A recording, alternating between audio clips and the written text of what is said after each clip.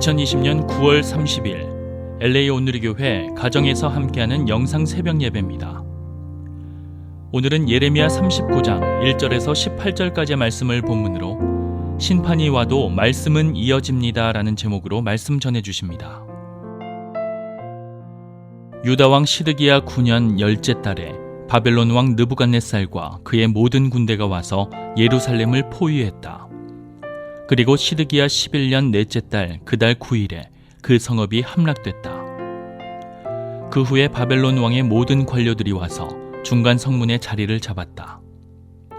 그들은 네르갈사레셀, 삼갈르보, 네시의 우두머리 살스김, 점쟁이의 우두머리 네르갈사레셀, 그리고 바벨론 왕의 다른 모든 관료들이었다. 유다 왕 시드기야와 그의 모든 군사들이 그들을 보고는 도망갔다. 그들은 밤에 왕의 정원길로 해서 두 성벽 사이의 문을 통해 성읍을 떠나 아라바로 도망갔다. 그러나 갈대아 군대가 그들을 뒤쫓아갔고 여리고 평원에서 시드기야를 따라잡았다.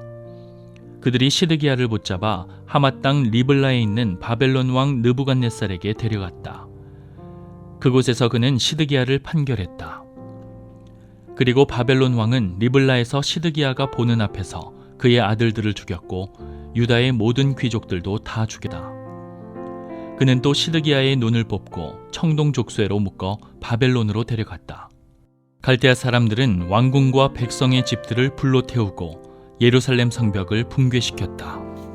경호대장 느부사라단이 성읍 안에 남아있던 백성과 자기에게 항복한 사람들과 그 외에 남아있던 백성을 바벨론으로 사로잡아갔다. 그러나 경호대장 느부사라단은 가진 것이 아무것도 없는 일부 가난한 사람들을 유다 땅에 남겨두고 그들에게 포도밭과 밭을 주었다. 그때 바벨론 왕 느부갓네살이 경호대장 느부사라단을 통해서 예레미야에 관해 명령을 내렸다. 그를 데려다가 돌봐주어라. 그를 해치지 말고 그가 내게 말하는 대로 그에게 해주어라. 그리하여 경호대장 느부사라단과 네시의 우두머리 느부사스반과 점쟁이의 우두머리 네르갈사레셀과 바벨론 왕의 모든 관료들은 사람을 보내 경호대 뜰에서 예레미야를 데려왔다. 그들은 예레미야를 사반의 손자 아히감의 아들 그다랴에게 넘겨주어 집으로 돌려보냈다. 그리하여 예레미야는 백성 가운데서 살았다. 예레미야가 아직 경호대 뜰에 갇혀 있을 때 여호와의 말씀이 예레미야에게 임해 말씀하셨습니다. 에티오피아 사람 에벤멜렉에게 가서 말하여라. 이스라엘의 하나님 만군의 여호와께서 말씀하셨다. 보아라, 내가 이 성읍에 복이 아니라 재앙을 내릴 것이다. 그날에 그것들이 내 앞에서 이루어질 것이다. 여호와의 말이다. 그러나 내가 그날에 너를 구해낼 것이다.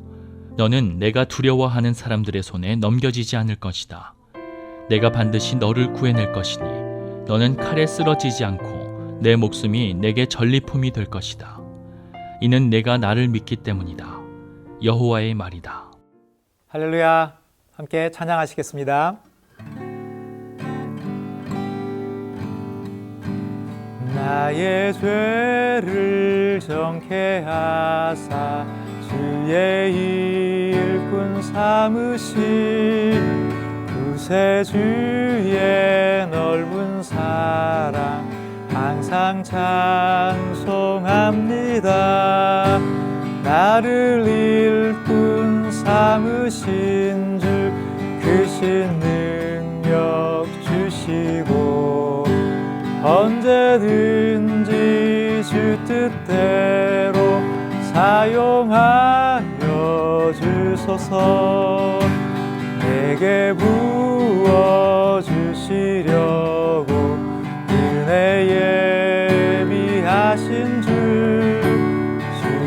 은혜 채워주사 능력 있게 하소서.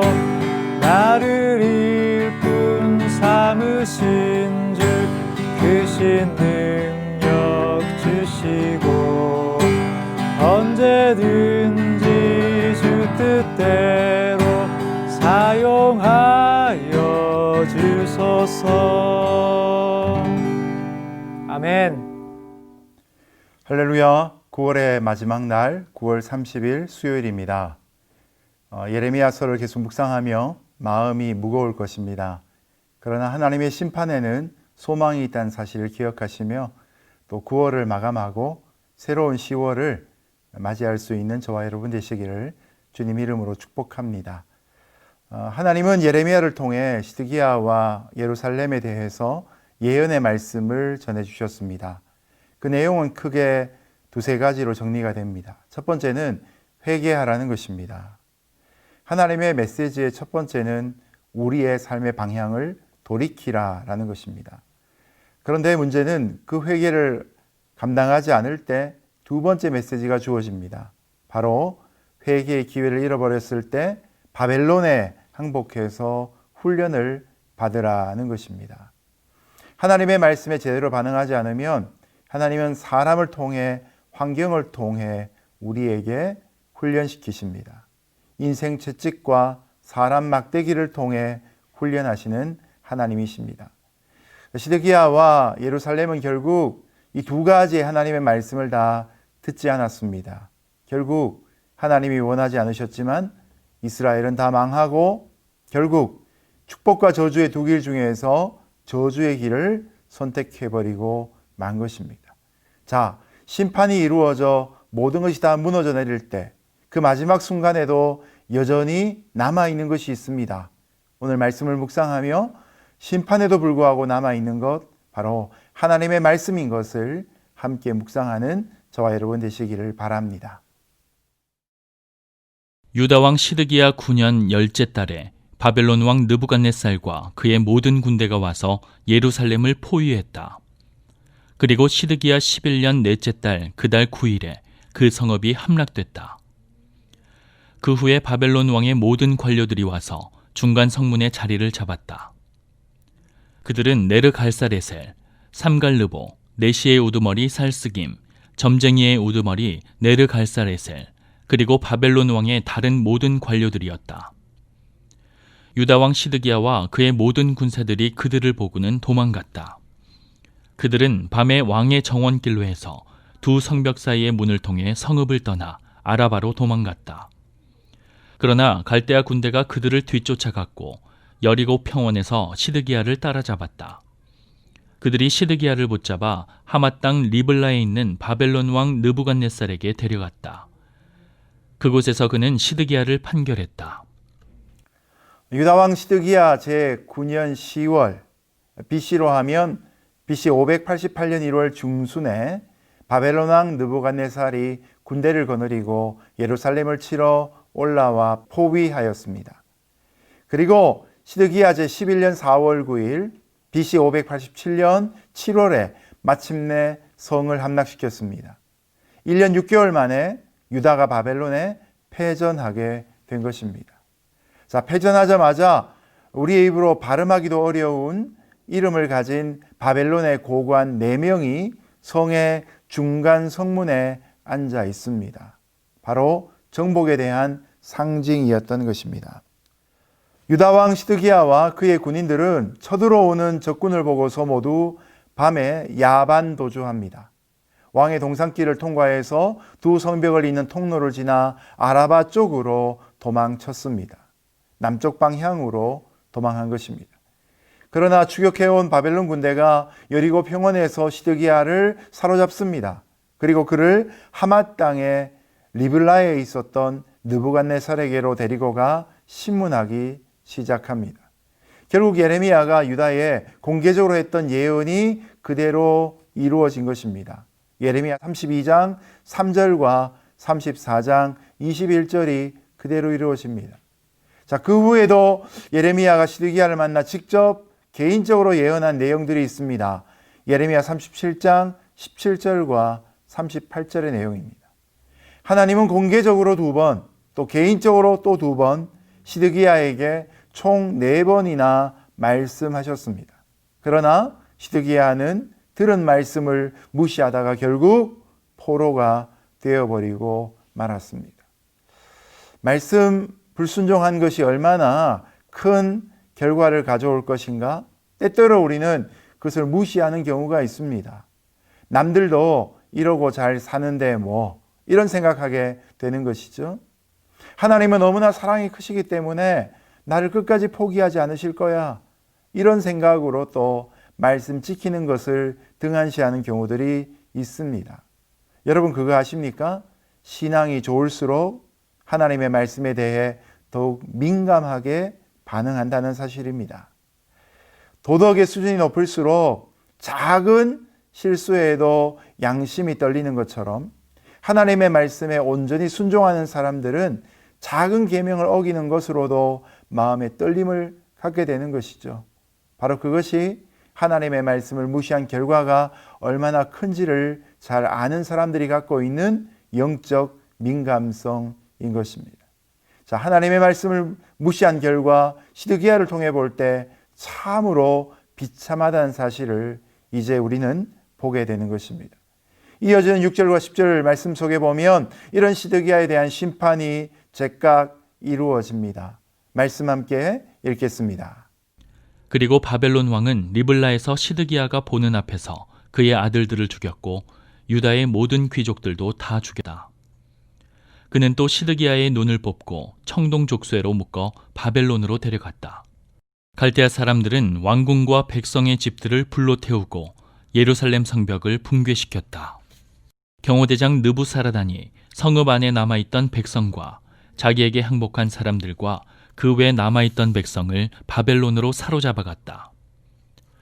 그러나 경호대장 느부사라단은 가진 것이 아무것도 없는 일부 가난한 사람들을 유다 땅에 남겨두고 그들에게 포도밭과 밭을 주었다.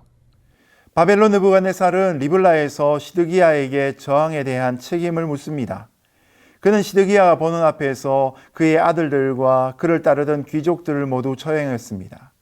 여기 나오는 죽이다라는 단어는 원래 짐승을 잡아 죽일 때 쓰던 단어인데 시드기야의 아들들과 유다의 귀족들을 짐승 잡듯 처참하게 죽였다는 의미가 되는 것입니다.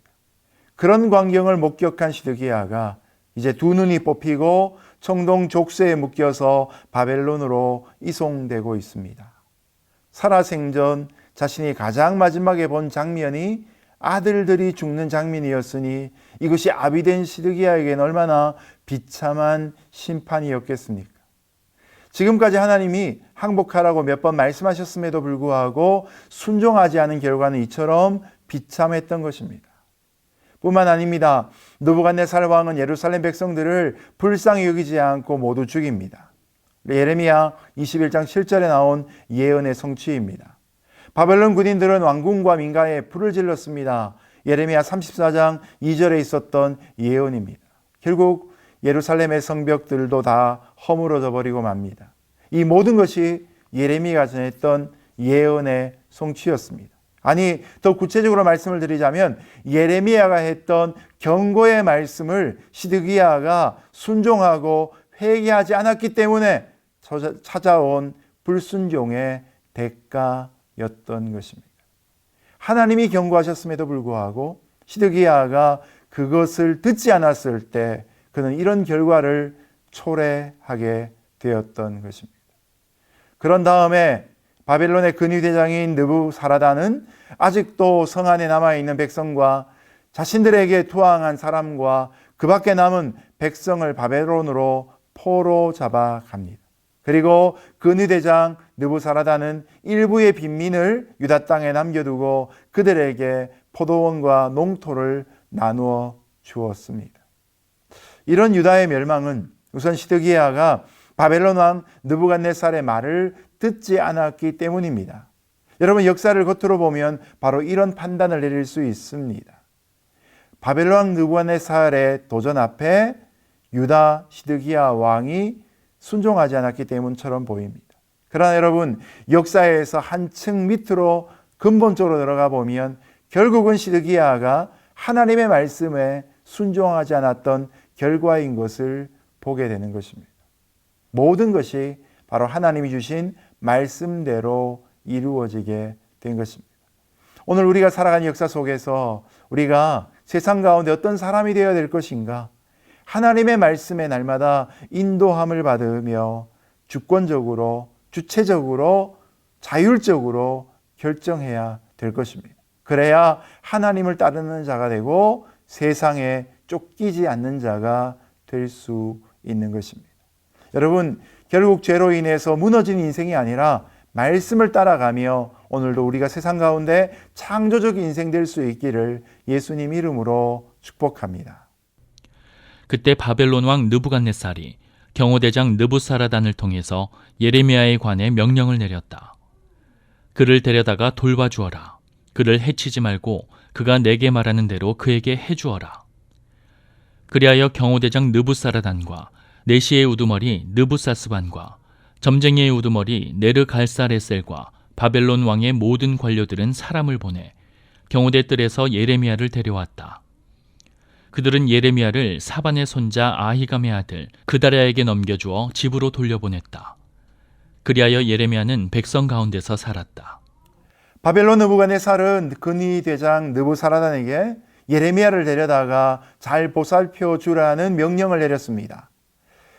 근위 대장 느부사라단과 네시의 우두머리였던 느부사스반과 점쟁이의 우두머리였던 네르갈 사레셀과 느부갓네살이 보낸 모든 관료들이 사람들을 보내어 근위대 뜰에 있던 예레미야를 데려다가 사반의 손자요 아히감의 아들인 그달리아에게 맡겨서 예레미야를 집으로 돌아가게 했습니다. 그래서 예레미야는 이제 백성들과 함께 살게 된 것입니다. 예레미야는 유다의 멸망을 예고하다가 지금까지 많은 핍박을 받았습니다. 그러나 하나님은 이런 예레미야를 예루살렘 멸망의 날 심판의 순간에서 보호하시고 구별해 주셨습니다. 여러분, 하나님의 종들을 이렇게 심판 가운데 남기신 이유가 무엇일까요? 바로 거기에는 이 재난을 넘어서서 계속해서 감당해야 할 사명이 있기 때문입니다. 지금 재난으로 심판으로 예루살렘 성은 다 무너가고 불타오르게 되었지만 그러나 여전히 재난을 넘어서는 하나님의 음성이 있다는 사실입니다. 이 재난을 통해 말씀하시고 이후에 이루어질 회복을 위한 하나님의 약속을 누군가 증거해야 되기 때문입니다. 여러분, 그래서 심판은 다가와도 하나님의 말씀은 계속되어지고 있는 것입니다. 비록 세상이 코비드-19로 심판처럼 여겨진다 할지라도 이후에 회복을 향해 말씀하시는 주님의 음성을 들을 수 있는 저와 여러분 되시기를 예수님 이름으로 축복합니다. 더 나아가 이런 심판의 상황 가운데 하나님의 메시지를 증거하며 회복을 꿈꿀 수 있도록 잠자는 자들을 깨우는 하나님의 메신저가 될 수 있기를 다시 한번 예수님 이름으로 축복합니다. 예레미야가 아직 경호대 뜰에 갇혀 있을 때 여호와의 말씀이 예레미야에게 임해 말씀하셨습니다. 에티오피아 사람 에벤멜렉에게 가서 말하여라. 이스라엘의 하나님 만군의 여호와께서 말씀하셨다. 보아라, 내가 이 성읍에 복이 아니라 재앙을 내릴 것이다. 그날에 그것들이 내 앞에서 이루어질 것이다. 여호와의 말이다. 그러나 내가 그날에 너를 구해낼 것이다. 너는 내가 두려워하는 사람들의 손에 넘겨지지 않을 것이다. 내가 반드시 너를 구해낼 것이니 너는 칼에 쓰러지지 않고 내 목숨이 내게 전리품이 될 것이다. 이는 내가 나를 믿기 때문이다. 여호와의 말이다. 마지막 부분에서 심판의 날에 건진받은 이는 예레미야만이 아니었다는 것을 성경은 우리에게 가르칩니다. 예레미야가 왕궁 근위대 뜰 안에 갇혀 있을 때 하나님이 이디오피아 사람 에벤멜렉에게 말씀을 전하라고 하셨습니다. 내용은 이스라엘의 하나님께서 이 성읍에 재앙을 내리실 것인데 바로 그날에 하나님이 멸망 중에 에벤멜렉을 건져내어 그가 두려워하는 사람들의 손아귀에 들어가지 않도록 하시겠다는 약속이었습니다. 그가 하나님을 믿었기 때문에 하나님은 그의 생명을 보호해 주신 것입니다. 앞서 11절부터 14절 말씀에서 예레미야의 생명을 바벨론 느부갓네살 왕의 손을 통해서 건지시는 모습을 보았는데 여기에서는 또한 예레미야뿐만 아니라 에벳멜렉도 구원하시는 하나님의 손길을 보게 됩니다. 하나님은 믿음으로 사는 자를 결코 부끄럽게 하지 않으십니다. 위경 가운데라도 하나님의 백성들을 건져내시고 그들의 생명을 지키십니다. 비록 이방인이라 할지라도 하나님을 온전히 믿고 하나님께 쓰임받았던, 그리고 하나님의 말씀을 증거하는 일을 도모했던 이 에벳멜렉도 하나님의 구원의 손길 아래에 있었던 것을 보게 되는 것입니다. 바로 이것이 저와 여러분에게 미치는 하나님의 큰 구원의 손길입니다. 하나님의 손길, 하나님의 능력이 미치지 않는 곳이 없습니다. 여러분, 절망의 골짜기 가운데도 그 절망의 문으로 소망의 문을 삼아주시는 하나님의 은혜를 기억하시는 오늘 하루 되시기를 예수님 이름으로 축복합니다. 오늘 말씀을 정리해 보겠습니다. 하나님의 말씀을 무시하면 반드시 그 결과를 책임져야 할 순간이 옵니다. 하나님은 우리 인생 앞에 복과 저주, 생명과 사망의 길을 두셨는데 오늘도 우리가 순종함으로 복과 생명을 선택하기를 예레미야와 에벳멜렉의 모습을 통해 보여주십니다. 시드기야의 길이 아니라 오늘도 예레미야와 에벳멜렉의 길을 통해 하나님께 영광 올려드리는 저와 여러분 되시기를 축복합니다. 함께 기도하겠습니다. 하나님 아버지, 우리의 마음이 말씀으로 인해 부드러워지게 하시고 끝까지 말씀 따라가 순종하며 여호와 하나님의 크신 구원의 손길로 우리를 건지시는 것을 체험하며 찬양하는 입술 되게 하여 주옵소서. 예수님 이름으로 기도드렸습니다. 아멘.